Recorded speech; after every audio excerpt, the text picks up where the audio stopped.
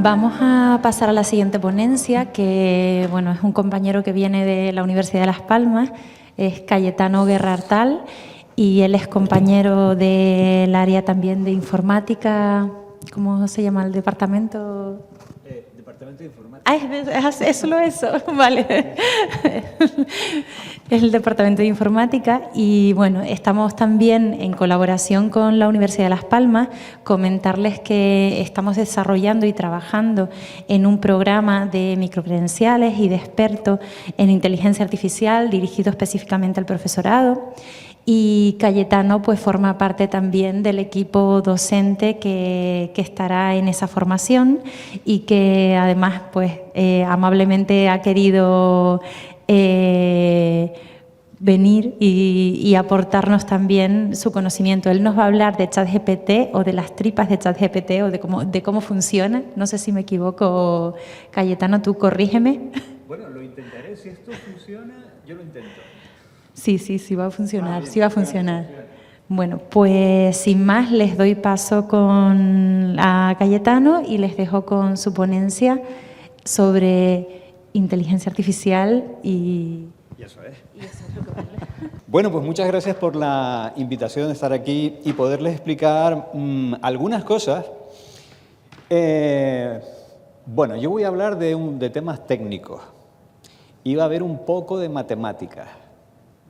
Lo siento, pero es así. Pero tranquilos que se va a entender seguro que muy fácil, ¿vale?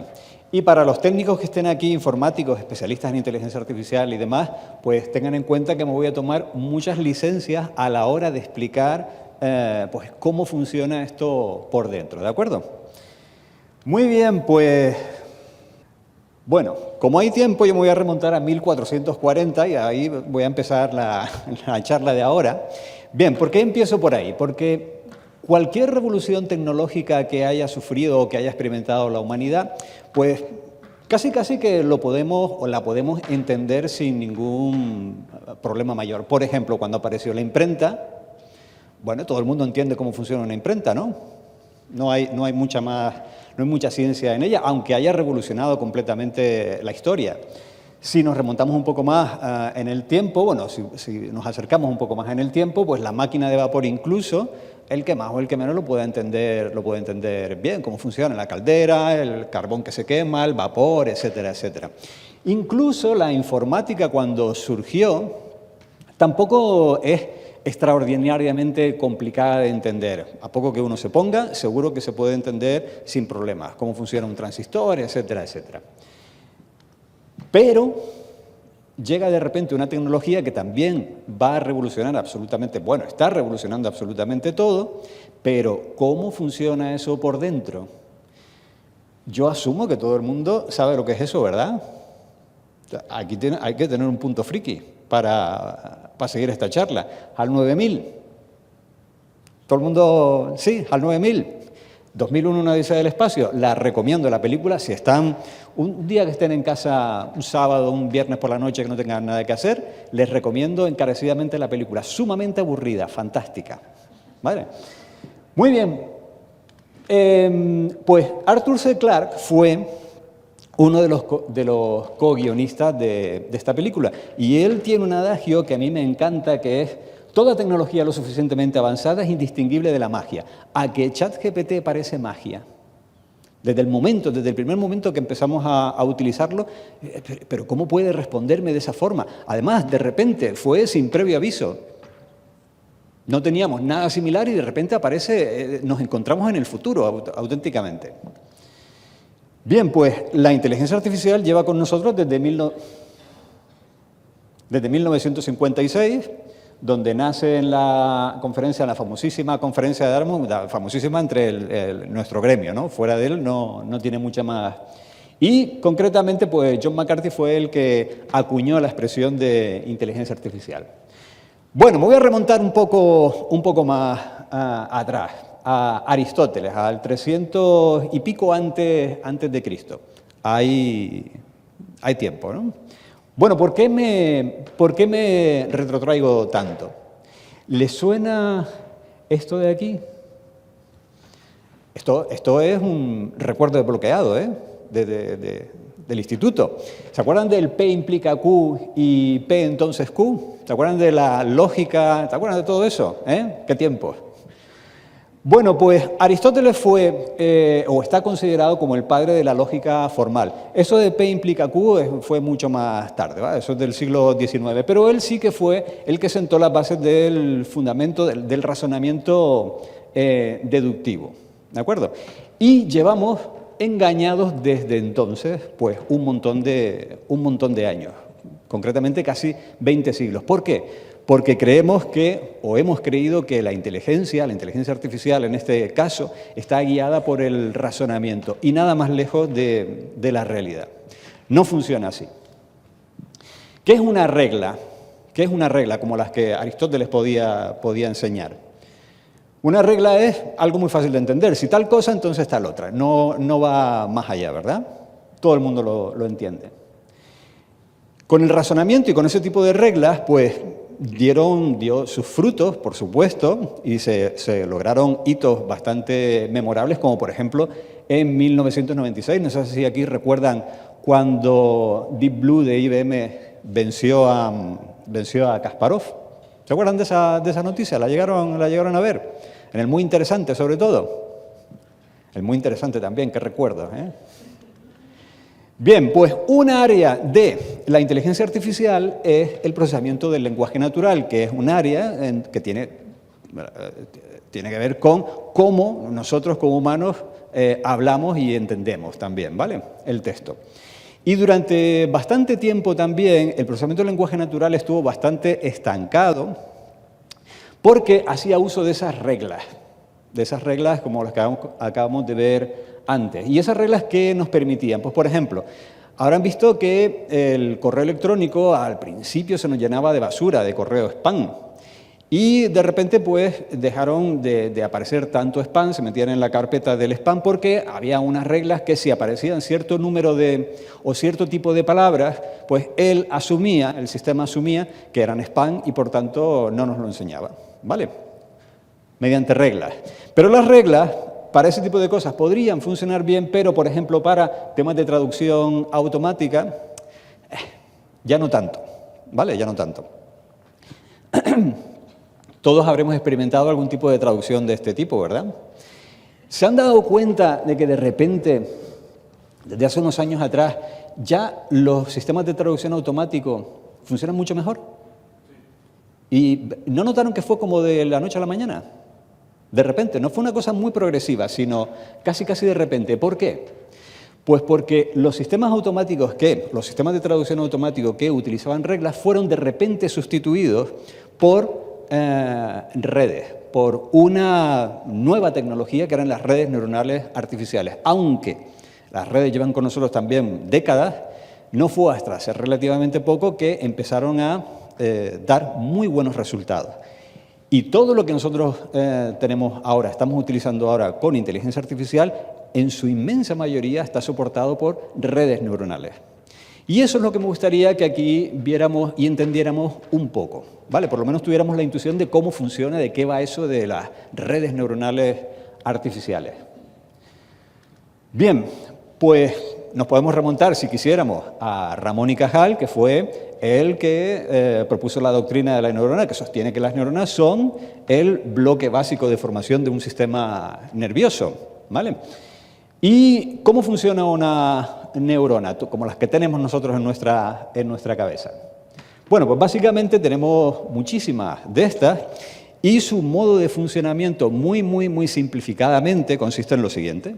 Aquí tenemos la neurona donde esta neurona está conectada a otras neuronas cuyas conexiones se producen a través de las dendritas en las conexiones sinápticas y cuando le llega cierta cantidad de información, en este caso una información electroquímica, y supera un cierto umbral, pues eso genera un tren de impulsos que viaja hasta la siguiente neurona y así una y otra vez.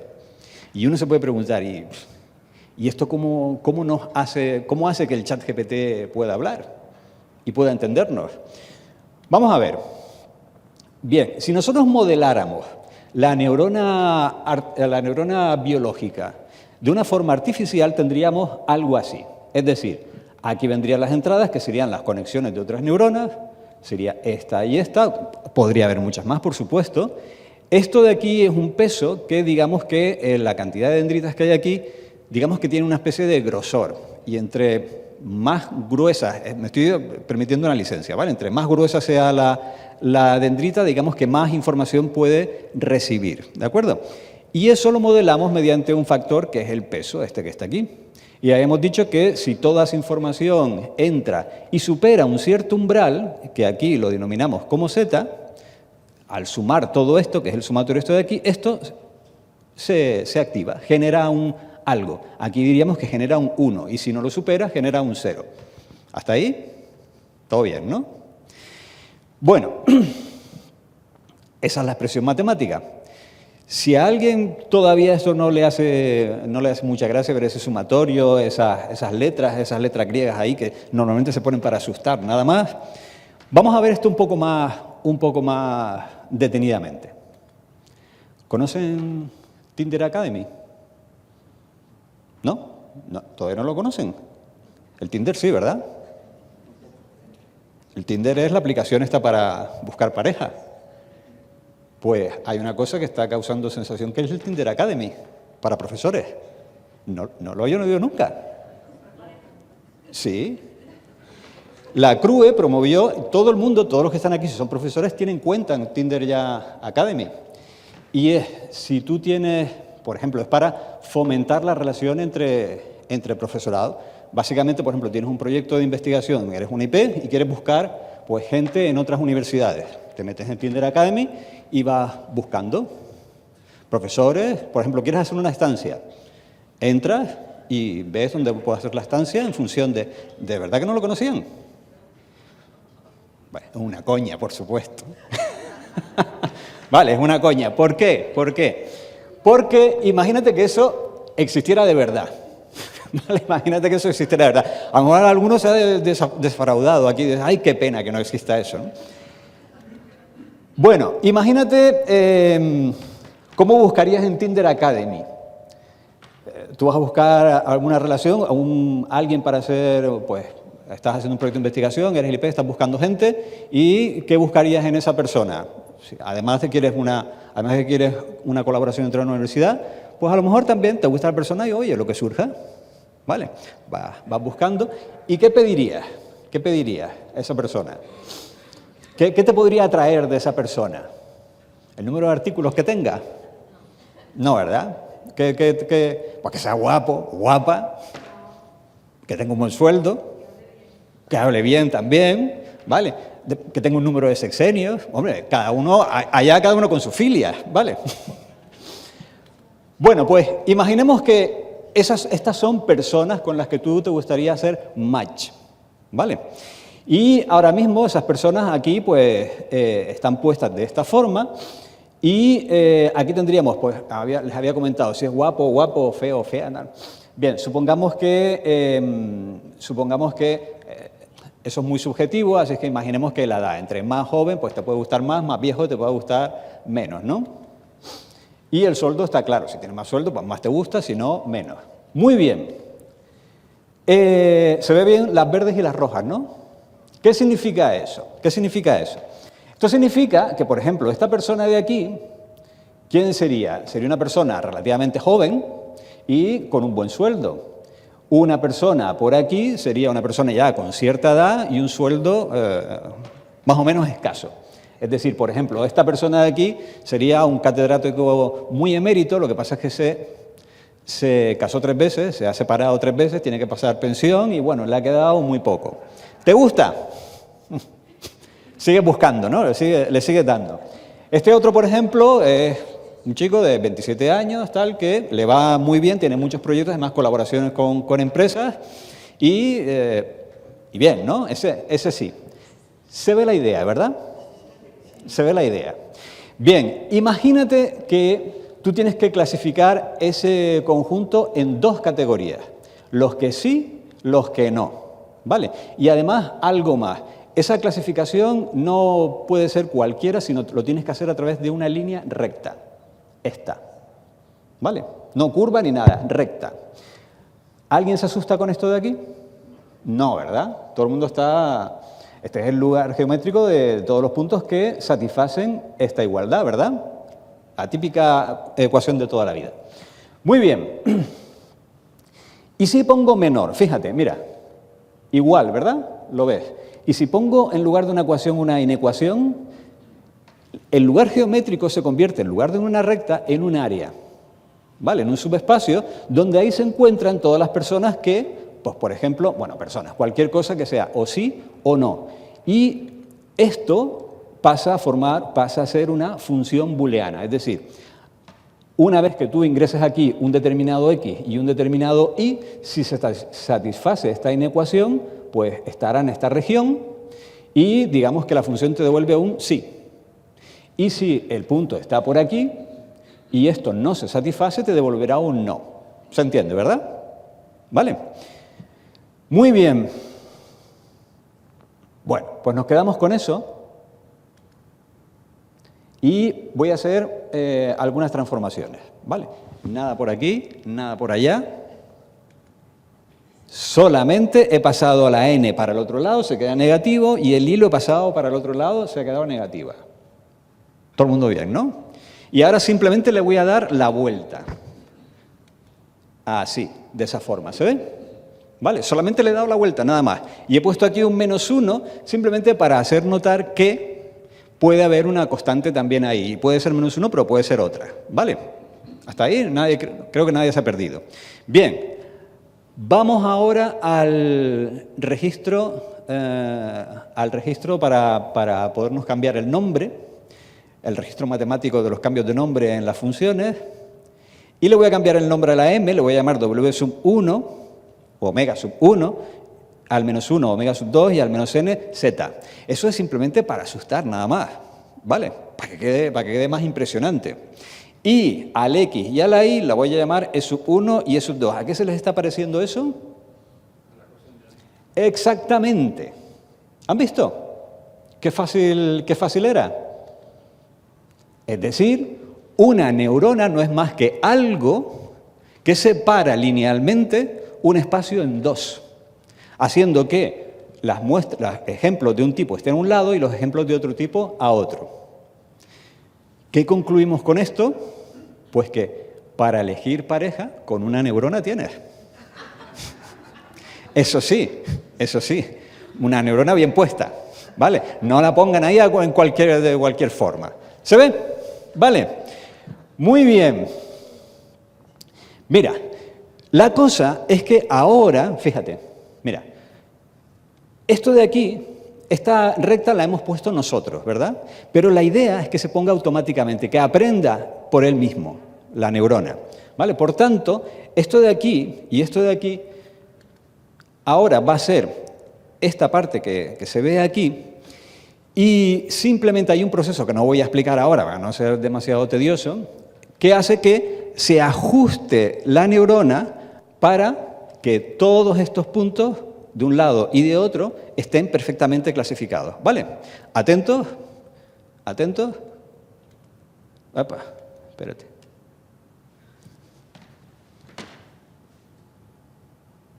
Ahí, ¿lo ves? Mira, incluso pongo más puntos, ¿ves? Y él, de un tipo o de otro, y la neurona se ajusta, ¿lo ves? Una vez la neurona esté ajustada, entonces ya puede venir gente de otro tipo y tú, que caerá aquí o caerá aquí, y la neurona sabrá decidir si sí o si no. ¿Se ve? Así de sencillo. Muy bien, pues esto no tiene por qué funcionar en un espacio R2, es decir, de 2 dimensiones. Podemos meter también más dimensiones, una tercera dimensión, por ejemplo. Y un punto que estaría ahí y otro punto que estaría ahí, ahora no serían separados por una recta, sino por un plano. Y si seguimos incrementando las dimensiones, pues lo mismo, lo que pasa es que son hiperplanos ahora. ¿Se vio? ¿Vale? Bueno, ahora les voy a enseñar, si esto se ha entendido bien, cómo un sistema de inteligencia artificial, cómo un sistema basado en este tipo de cosas puede ver como tal. ¿Qué es ver? Ver es interpretar lo que hay en una imagen. Si es una casa, si es un perro, si es una bicicleta, ¿vale? Lo que sea. Bien, imagínate que eso fuera una imagen, ¿vale? Lástima que en el color no se vea muy bien, pero bueno, es una imagen normal. Saben que las imágenes están compuestas por píxeles, ¿vale? De ancho y de alto. Bien, pues estos son los píxeles, ¿de acuerdo? Es una imagen un poco afortunada, pero bueno, es una imagen de 6 por 6, ¿de acuerdo? Imagínense una imagen mucho mayor. Muy bien, pues vamos a coger esa imagen y, bueno, y otra cosa. Cada píxel, esto de aquí, que se ve como un color, realmente, internamente está representado como un número, desde 0 hasta 255, ¿vale? Bien, pues ahora voy a coger toda esa imagen y la voy a poner toda una al lado de otra, así, ningún problema.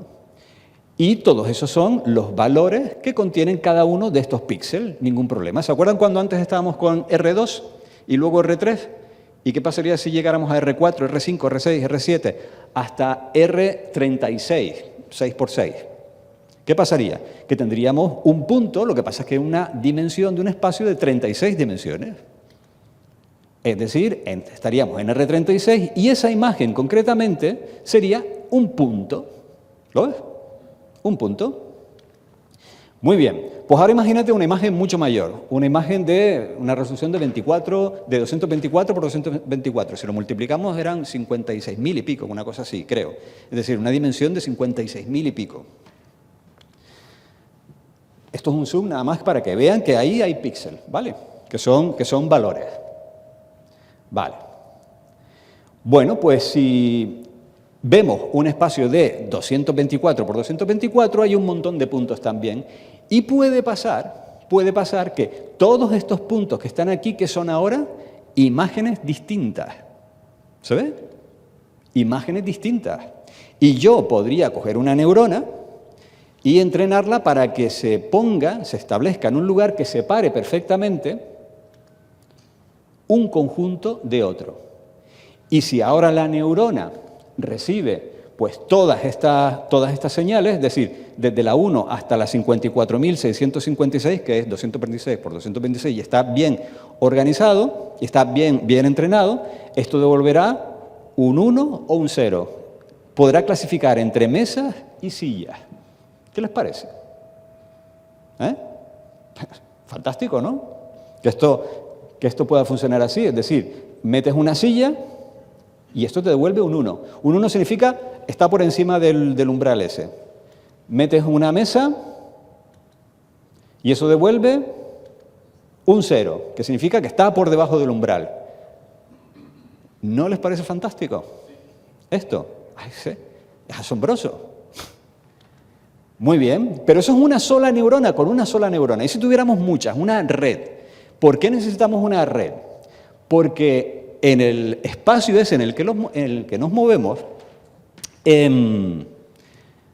las cosas no se pueden separar tan fácil como de esa forma lineal. Puede ser que los ejemplos de un tipo y los ejemplos de otro no sean separables linealmente, pero no hay problema. Mira, si yo pusiera una neurona que se activara, imagínate que se tiene que activar para los puntos verdes, ¿vale? Esta de aquí se activa para los puntos verdes y se desactiva para los rojos de arriba. Lo malo es que esta también se activa y no se podría, ¿verdad? Vale, pues vamos a meter una neurona más, esa. Esta se desactiva para todas estas de aquí, se activa para estas, pero también para estas. Todavía no lo tengo del todo. Y si meto una tercera, casi lo tengo. Solamente tengo que ahora combinar todas estas salidas.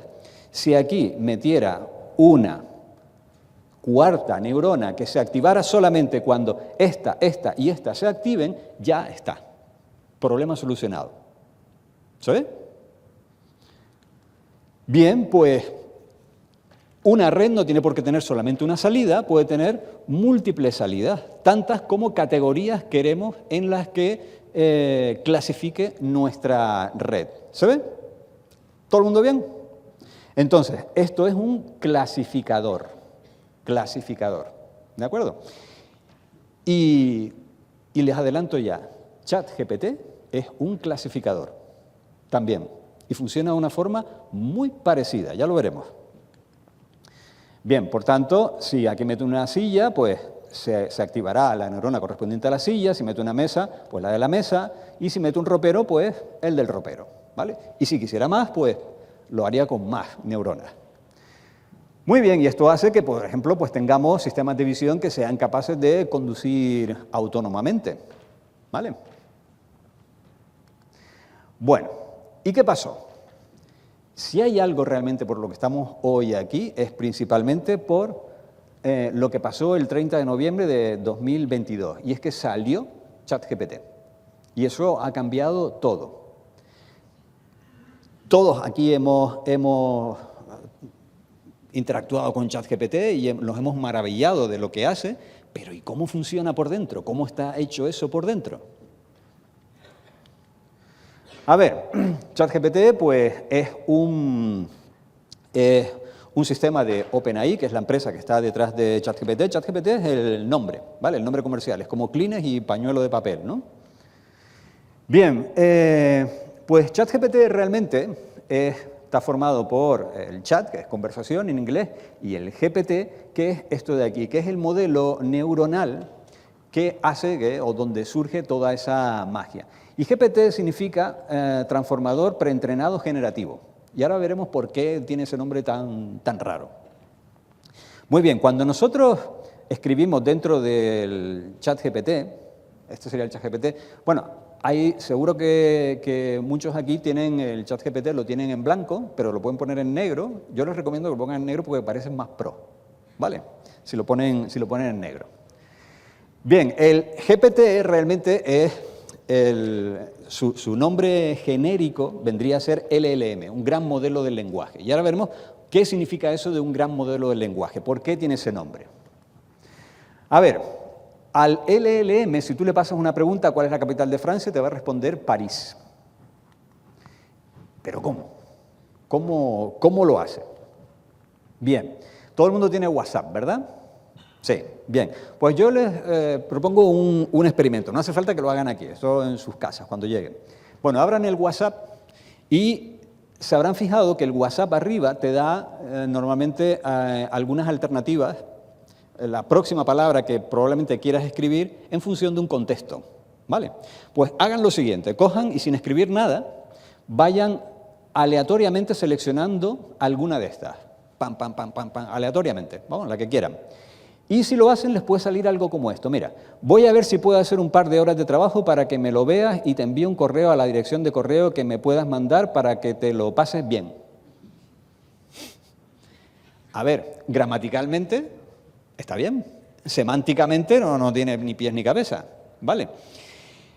¿Qué es un modelo de lenguaje? Un modelo de lenguaje es básicamente un sistema que te predice la siguiente palabra en función de un contexto, ¿vale? Eso técnicamente se llama modelo del lenguaje. Bien, si yo te pongo, por ejemplo, esto aquí, ¿cómo continuarías tú la frase? Ni idea, ¿verdad? Ni idea cómo seguirla. Les voy a poner un poco más de contexto, a ver quién es el primero, quién es la primera, en saber cuál es la palabra. Que la digan alto.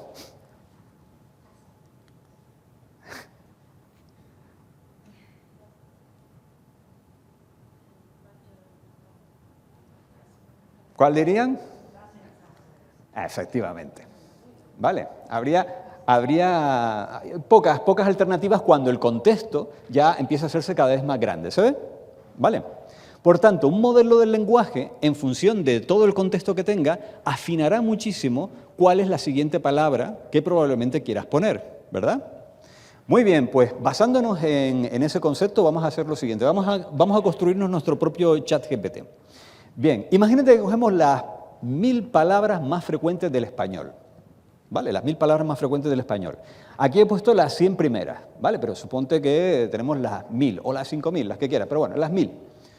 Aquí están las 100 primeras y hacemos lo siguiente. Ahora vamos y cogemos un montón de información. Cogemos libros o cogemos web o cogemos lo que tú quieras, lo que tú quieras. La cosa es extraer texto de cualquier sitio, texto puro. Por ejemplo, este que está aquí. Si lo extraigo, es este de aquí. Y ahora hago lo siguiente. Mira, de este texto voy a sacar pares de palabras. Voy a sacar, por ejemplo, moderno tecnológico. ¿Lo ves aquí? Tecnológico innovador. Bueno, pero tecnológico innovador. Innovador, lema. Lema, nítido. ¿Se ve? Así de fácil. Muy bien, ¿y qué vamos a hacer con eso? Bueno, pues lo que vamos a hacer es, vamos a contar el número de veces que en todo ese texto aparece ese par de palabras. Por tanto, yo tengo aquí una tabla enorme de 1000 por 1000, es decir, de 1.000.000 de entradas, donde voy contando en toda esa cantidad de texto, muchísimo texto que yo lo haga, cuántas veces, por ejemplo, aparece el par tengo que. Y aparece con esta probabilidad. Eso es fácil de hacer, ¿vale? Engorroso, pero fácil de hacer. Tengo más, tengo catarro. Tengo próspero, ¿por qué aparece 0? ¿Por qué creen? Porque probablemente eso no lo encontremos nunca, ¿vale? Ese par de palabras no lo encontremos nunca. Muy bien. Así que si yo tuviera la palabra tengo, ¿cuál creen ustedes que sería la más probable? ¿Qué, verdad? Y ustedes simplemente pondrían qué y ya está. Pero también hemos visto que con una sola palabra es difícil acertar con la siguiente palabra. Así que lo normal es vamos a poner dos palabras de contexto y a generar la tercera. Así. Tengo que hacer, tengo que ver, tengo que ir, tengo que sandía. No, ¿verdad? ¿Cuál es el problema? A ver, lo bueno es que ahora aumentamos la precisión para generar la correcta palabra, ¿vale? Pero el problema es que ahora nuestra tabla ha crecido en un factor de 1000. Es decir, necesitamos una tabla de 1000 millones de entradas para poder almacenar eso. ¿Lo ves? ¿Vale? Bien, hagamos un KitKat. Por cierto, el otro día, hace unos meses ya, estaba en clase y de repente digo, hagamos un KitKat. Y todos los alumnos se me quedan como diciendo... y nadie entendía la referencia del KitKat. Digo, pero bueno, ¿cuántos años hace que pasó ese anuncio? Por cierto, ¿saben que Farala se jubiló? Farala,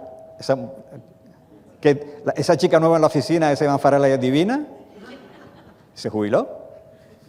Bueno, basta de depresión. Ya, vamos a seguir con esto.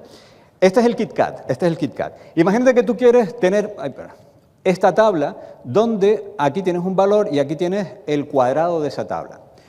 De 2 el 4, del 6 el 36, del 8 el 64. Si yo quisiera almacenar la información de un determinado número y cuál sería su cuadrado, lo podría tener en una tabla, pero todo el mundo convendrá conmigo en que hay una forma mejor, y es ¿por qué no guardamos la función que hace que nos dé el cuadrado? Mucho más fácil, ¿verdad? Mucho más fácil. Bien, pues con esa misma idea vamos a hacer lo siguiente. En lugar de tener una tabla aquí, vamos a hacer una cosa. Dentro de los modelos neuronales hay unas funciones que te transforman, y ahora no voy a entrar en el detalle cómo lo hace, es una tontería, pero tampoco es muy necesario entender cómo. Una palabra a un número, ¿vale? Se transforman palabras a números, de tal forma que todas esas palabras de ahí se van a transformar realmente no en un número, sino en un vector, que es un conjunto de números. Es decir, de esta forma. Olvídense, ¿vale? Es simplemente unos puntos en ese espacio. ¿Se acuerdan de lo del espacio? Pues es eso. Y ya está, porque no trabajamos directamente con las palabras, sino con esos puntos en ese espacio. Seguimos teniendo la misma probabilidad. ¿Y ahora qué ocurre?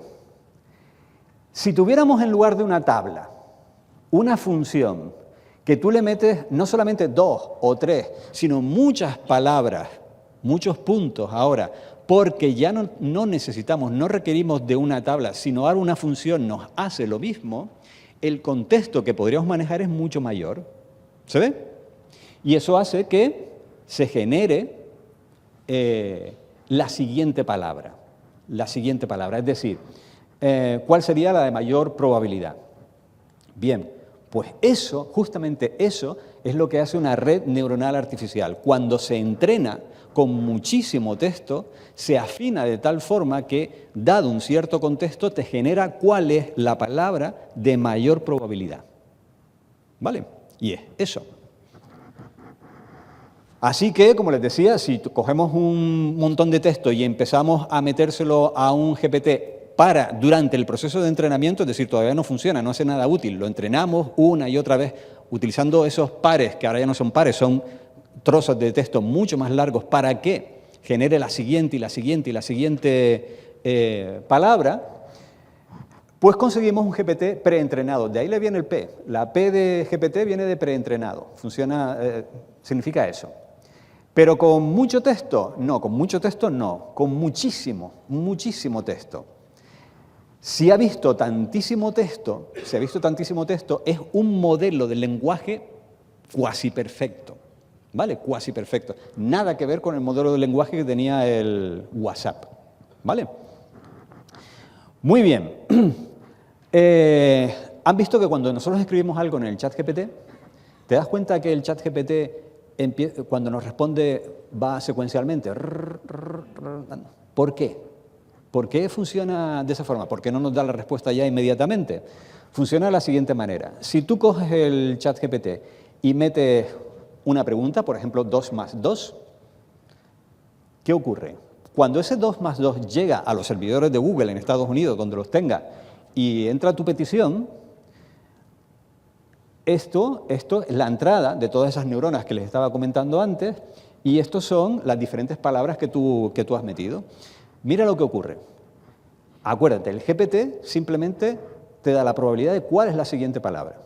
Pues si pones 2 más 2, la palabra de mayor probabilidad es son. Y ya está. Y ahí se queda todo. Ahora, ¿qué ocurre? Ese son se coge de aquí y se lleva aquí. Mira. ¿Lo ves? Y de nuevo vuelve a funcionar todo. 4. ¿Qué ocurre con esta palabra? Viene aquí, sale aquí, la metemos de nuevo aquí y volvemos otra vez a hacer el ciclo. Y eventualmente genera una palabra, que en este caso es end of sequence, final de secuencia, y significa que ya ha terminado de generar, que él considera que ya te ha respondido. Y es lo que tú estás viendo. ¿Vale? Por eso se llama generativo. La G de ChatGPT, la G viene de generativo, porque va generando cosas automáticamente. ¿Vale? De esa forma.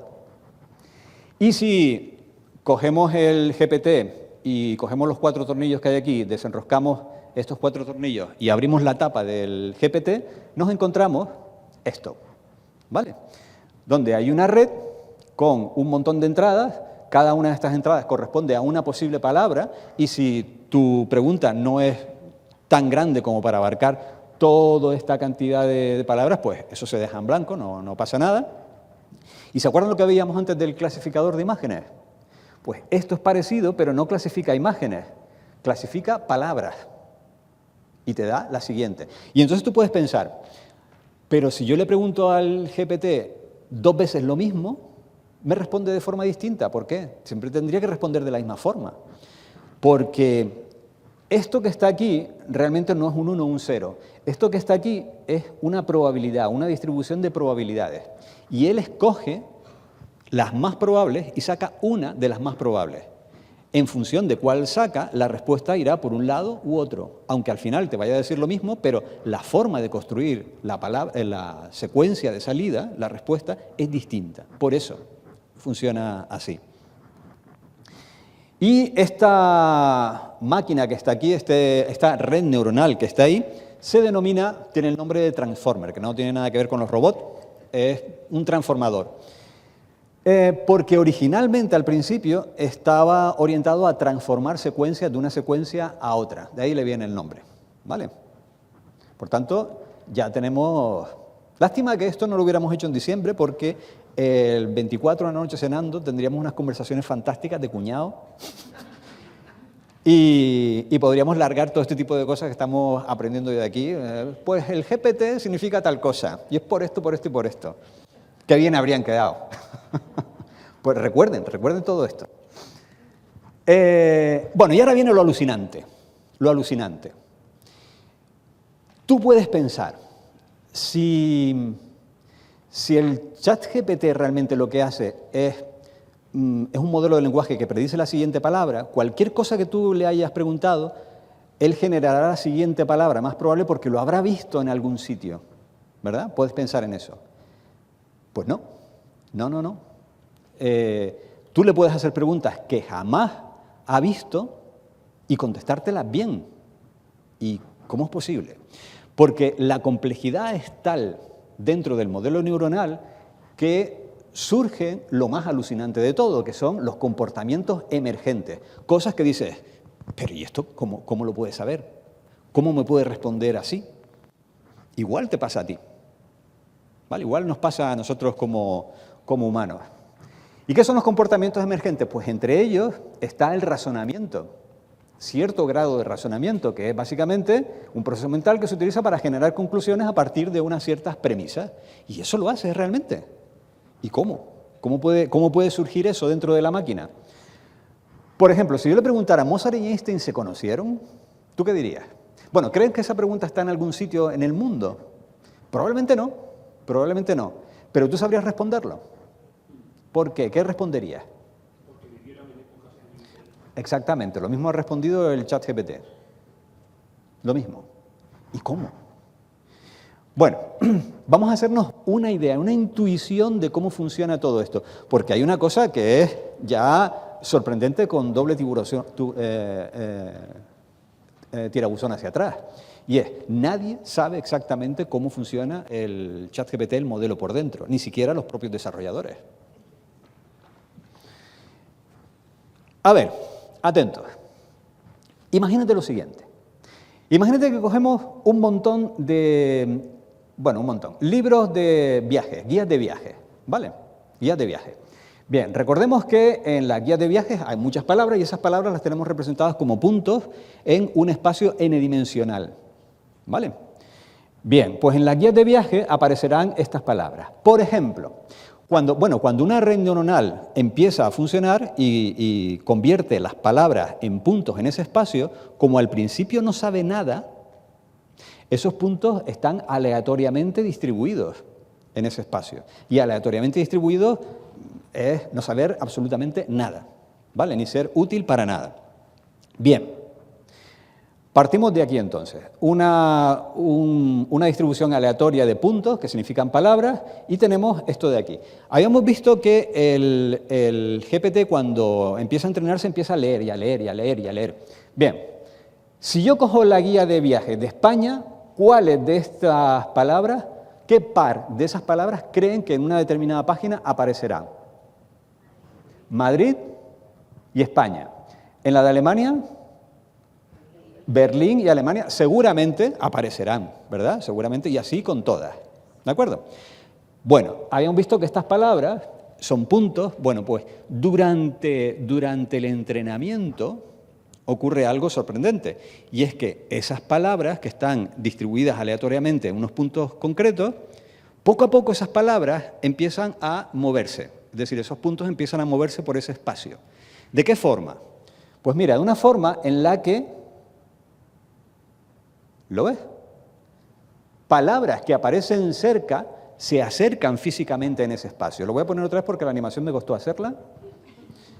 Fíjate. Al principio están distribuidas aleatoriamente y como él ha visto que hay palabras que aparecen en la misma página, en el mismo trozo de entrenamiento, pues él automáticamente las va juntando.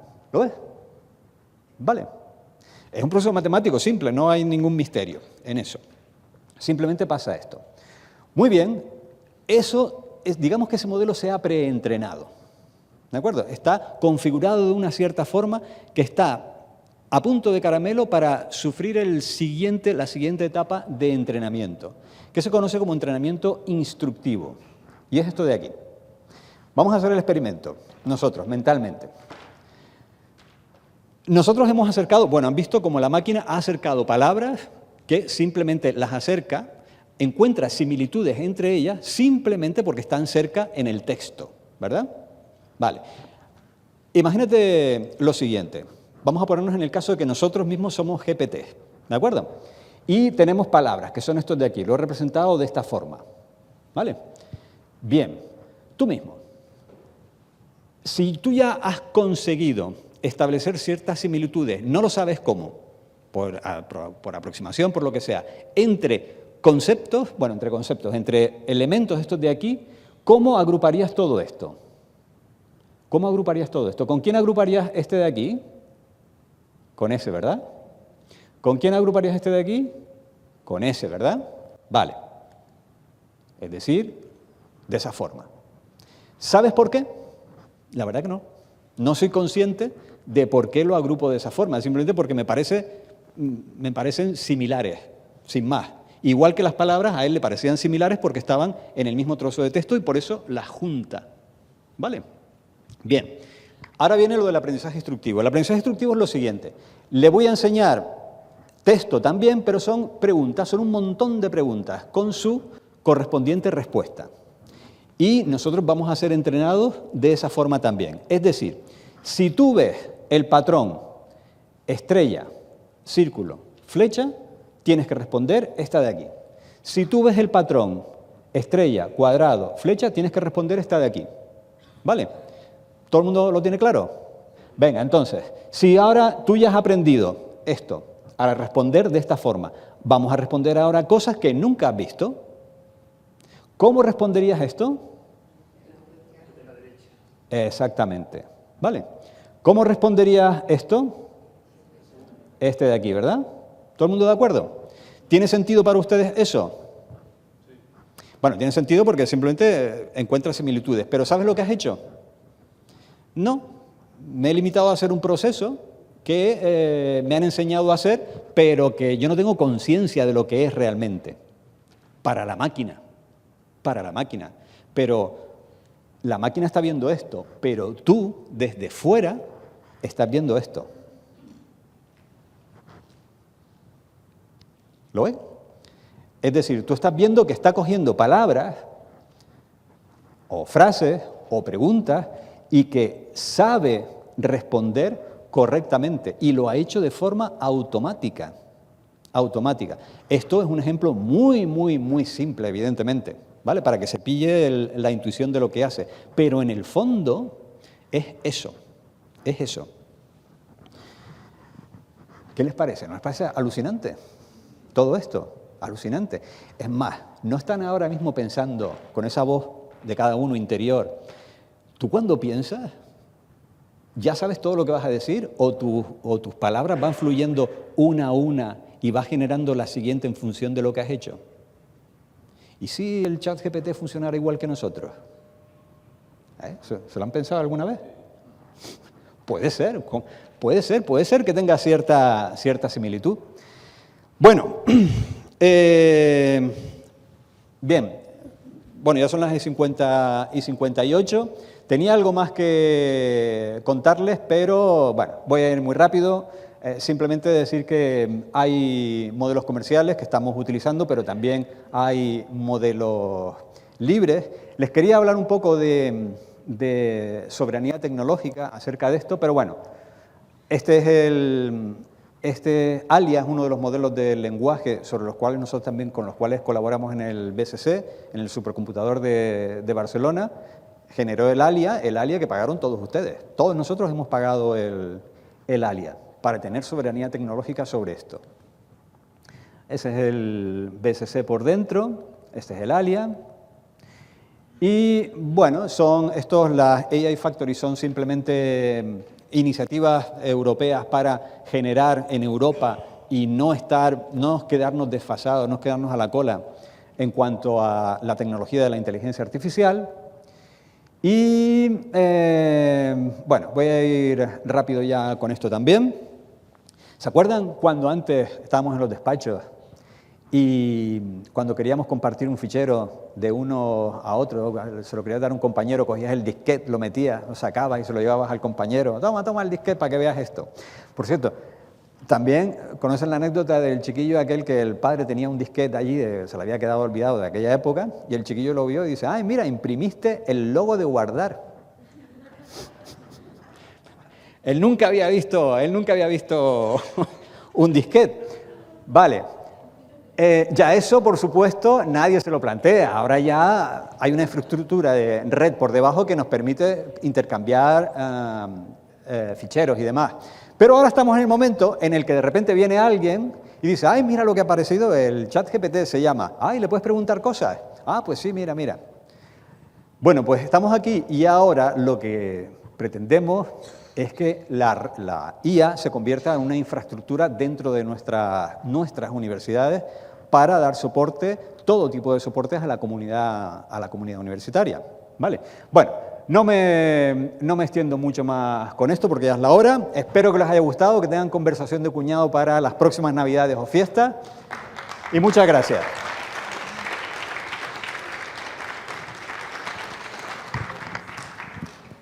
Sí, bueno, vamos a empezar con el turno de preguntas. También, si quieren preguntar algo a Cayetano.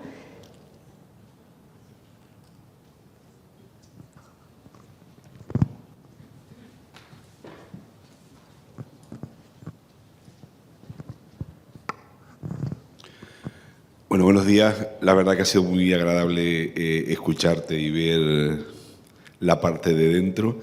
Me han quedado varias cositas.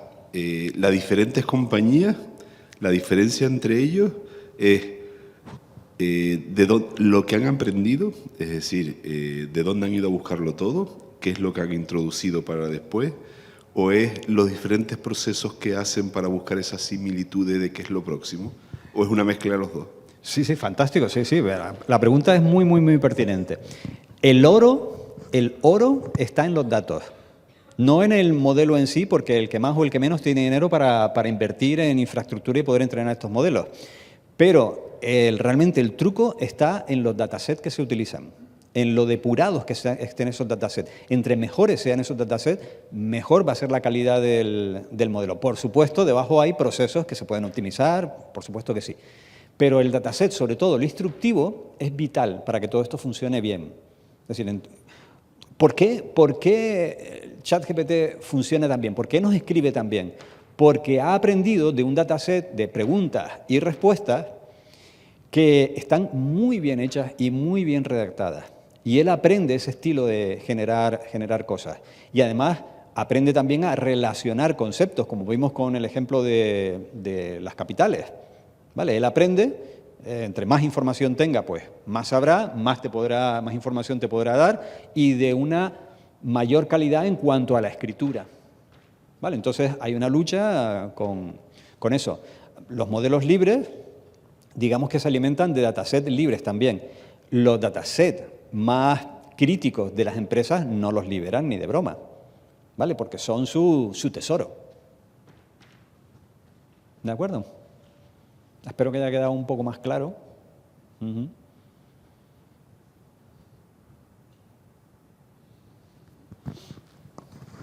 Bueno, muchas gracias por la intervención. A lo mejor se va un poco, pero ya que estamos hablando de datasets, si, por ejemplo, yo como investigador cuelgo en un repositorio público un conjunto de datos que son producidos a través de una investigación, por ejemplo, en la universidad, ¿cómo sé hasta qué punto estas empresas pueden usar esos datasets para todo esto? Vamos. O sea, si hay algún tipo de control, de regulación, porque como también se está a la vez a nivel europeo, ¿no? La normativa europea, los marketplaces y todas estas cosas nos están indicando que, aparte de las publicaciones que estén en Open Access, también manejemos estos datasets. ¿Tenemos alguna garantía de que ChatGPT no va directamente a chupar absolutamente todo? Lo va a chupar. No hay ninguna garantía, ¿no? Lo va a chupar si tú lo has dejado libre, libre significa accesible. Sí, sí, sí. No libre de derechos, sino accesible, lo pueden pillar sin ningún problema. Y por ahora los escrúpulos no son demasiados a la hora de extraer. A ver, datos numéricos y demás no es lo ideal para ellos, pero sí todo el texto que se genere de calidad, por ejemplo, artículos periodísticos, etcétera, sí que se alimentan de ellos. De tu producción literaria, por ejemplo, en artículos científicos y demás, por supuesto que sí se va a alimentar. Nada, gracias por la intervención, que me ha encantado. Una pregunta, ¿cuánto de complejo es que una universidad puede instalar un modelo abierto, pero que no use el dataset de ese modelo, sino que ese dataset lo aporte el investigador o la investigadora, sino que la universidad aporte la infraestructura? Y claro, no lo va a entrenar como estos modelos que son de billones y billones, sino, oye, pues estoy haciendo una investigación de X tema y tengo estos 20 gigas de datos que he extraído de datos meteorológicos de aquí del IAC, por ejemplo. Entonces, entrenarlo solamente con ese dataset para después desarrollar esa investigación en concreto. Y después, en base a la misma pregunta, para que ese modelo entrenado sea significativo en los resultados, ¿qué volumen de datos debería tener ese investigador para que sea significativo y pueda tener resultados estadísticamente válidos. Gracias. Vale. A ver, lo que estás hablando es de afinamiento de un modelo. Normalmente, entrenar un modelo desde cero está fuera del alcance de una universidad normalmente. ¿Vale? Muy potente tiene que ser la universidad para que se pueda hacer eso. Entonces, afortunadamente, hay modelos que ya están preentrenados. ¿Se acuerdan lo del P, del GPT? Significa que son ya un modelo del lenguaje. Y además ya están también afinados con técnicas posteriores de entrenamiento que hacen que sean capaces de responder correctamente. Eso afortunadamente tú te lo puedes descargar, ¿vale? Y poner en un equipo potente, ¿vale? En un portátil normalito es difícil. Y tienes dos opciones para hacer eso. Puedes hacerlo mediante afinamiento o mediante técnicas de RAG. Mediante afinamiento es bastante más complejo y no se te garantiza el éxito para eso. Si tú lo que pretendes es tener un modelo adaptado a tus necesidades y que dé respuesta a un conjunto concreto de problemas, ¿vale? Lo ideal para eso es utilizar otra alternativa, que es la RAG. RAG, R-A-G, es básicamente que tú tengas en una base de datos vectorial, es decir, una base de datos donde hay un montón de documentos que se convierten en esos números, toda esa información, y que en el momento de hacer la pregunta, la consulta, esa consulta se equipare a cada una de esas entradas del RAG, de esa base de datos vectorial, y extraiga los fragmentos de esa base de datos en donde probablemente esté la respuesta por la que tú estás preguntando. Entonces, ese documento, ese fragmento de texto, se añade al prompt, es decir, a la pregunta que tú hayas puesto, y vendría a ser algo así como, a partir del siguiente texto, dos puntos, y ahí está el trozo de texto donde tú crees que está la respuesta, respóndeme a esta pregunta, y él te genera. Es la forma más sencilla de hacerlo, asequible casi a cualquiera. Lo otro implica tener una máquina o máquinas muy potentes y cruzar los dedos y hacer un proceso de afinamiento y ver si, y una serie de controles, a ver si aquello va generando realmente lo que tú pretendes. Pero ya te digo, si es en el ámbito universitario, yo iría por lo de los RAG, sin duda, mucho más fácil. ¿Vale?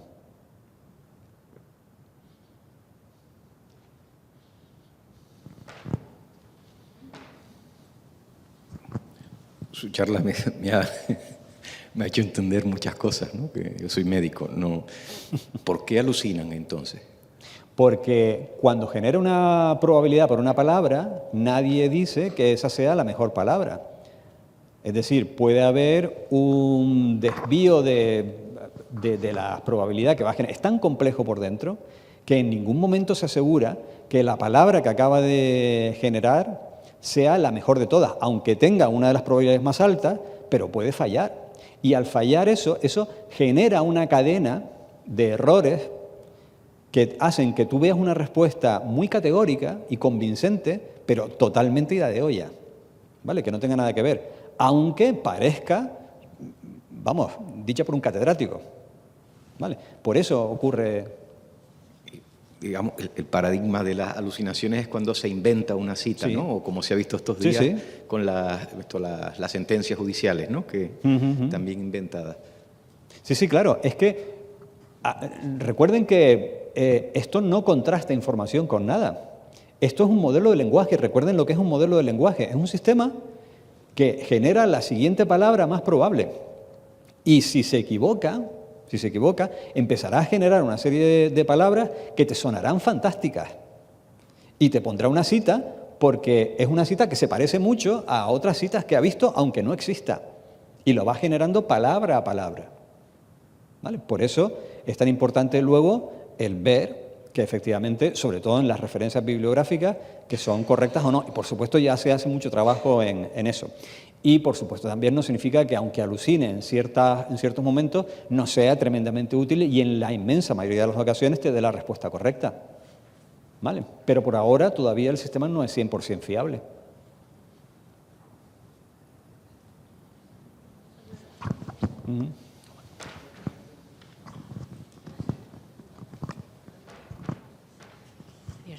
No sé si es una locura, seguramente es una locura lo que voy a decir, pero las personas que acceden a todas esas búsquedas que nosotros metemos ahí, de alguna manera pueden crear tendencias o crearnos una necesidad que nosotros no sabemos que es una necesidad, pero que cuando la vemos en forma de, no sé, publicidad, lo que sea, pues nos engancha. Es como una especie de retroalimentación, o sea, es una necesidad, nosotros buscamos y a medida que buscamos una cierta cosa, alguien puede, no sé, utilizar esos datos para crear, pues eso, una necesidad en nosotros. Sí, sí, sí. A mi mujer le pasa con Temu y con Sara. Sara Home, Sara Online. De repente no la tenía y tiene esa necesidad ahora de estar todo el día buscando cosas allí.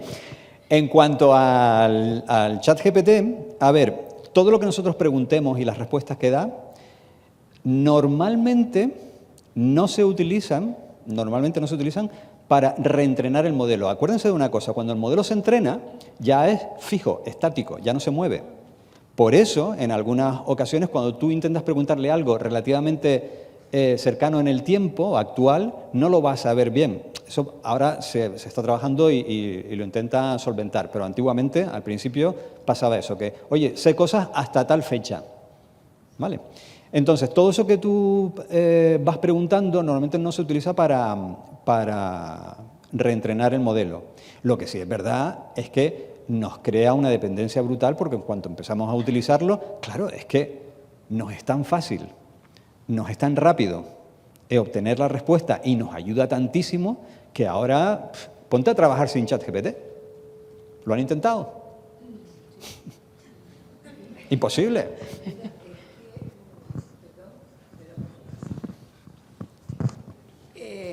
Es que yo la experiencia que tengo es un poco distinta. Yo hace ya como 3 o 4 años soy profesora de psicometría y los alumnos tienen que hacer un test, crear las preguntas y todo esto. Entonces, el primer año que empecé, pues de las 45 preguntas que yo le ponía, eran salvables 20.